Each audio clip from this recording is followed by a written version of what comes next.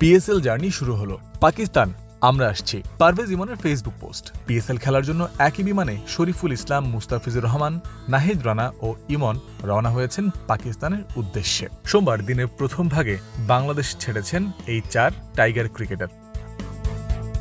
PSL খেলায় কোনো নিরাপত্তা শঙ্কা থাকলে বাংলাদেশি ক্রিকেটারদের সেখানে পাঠানো হবে না। যুব ও ক্রীড়া প্রতিমন্ত্রী আমিনুল হকের এমন বক্তব্য সম্বলিত খবর ক্রিকবাজে প্রকাশিত হয়েছিল গতরাতে। রাত পোহাতেই 4 ক্রিকেটার যাত্রা করলেন পাকিস্তানে।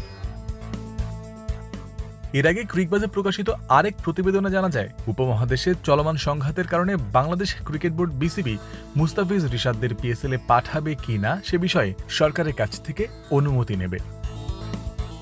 রোববার পাকিস্তান ক্রিকেট বোর্ড ঘোষণা করেছে, পিএসএল এর এবারের আসর অনুষ্ঠিত হবে শুধু লাহোর ও করাচি, এই 2 ভেন্যুতে।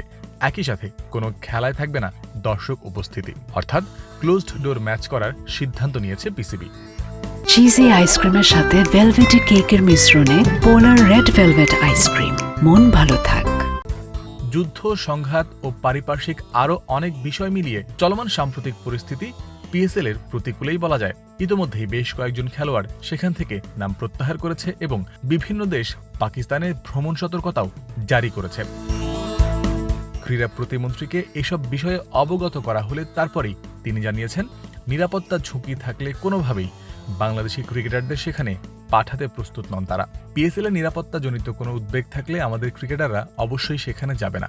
প্রথমে বিসিবিকে এ বিষয়ে আমাদের জানাতে হবে এবং এরপর আমাদের পর্যবেক্ষণের ভিত্তিতে আমরা একটি আনুষ্ঠানিক সিদ্ধান্ত নেব। আমিনুল হক ক্রিকবাজকে আরও জানিয়েছিলেন, বাংলাদেশ ক্রিকেট বোর্ড যদি সরকারকে আশ্বস্ত করতে পারে পাকিস্তান সুপার লিগ খেলতে গেলে বাংলাদেশি ক্রিকেটারদের কোনো ঝুঁকি থাকবে না, সেক্ষেত্রে সরকারেরও আপত্তি থাকবে না তাদেরকে সেখানে পাঠাতে।